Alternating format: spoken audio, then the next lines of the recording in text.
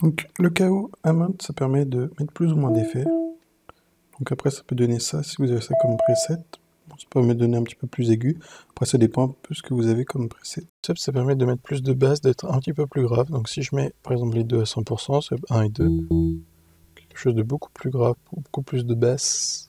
Qu'est-ce qu'on met là? Hop, voilà. Donc le drive, ça permet de laisser un petit peu plus de temps à la fin du son. Donc par exemple, si je fais ça, tac. Voilà, si vous voyez en haut ici l'attaque, ça reste un peu, alors que si on met 0 décibels, hop, ça finit direct. Le mix, on va dire que ça permet de mettre un petit peu moins fort en fait la vague. Comme vous pouvez le voir en fond d'écran ici, la vague est beaucoup plus grande que si on met ici. Elle aura beaucoup moins d'impact, on va dire le son aura beaucoup moins d'impact. En fait, l'attaque, ça permet de mettre beaucoup plus de temps avec le son au maximum. Donc par exemple, si je mets tout en haut, là j'appuie.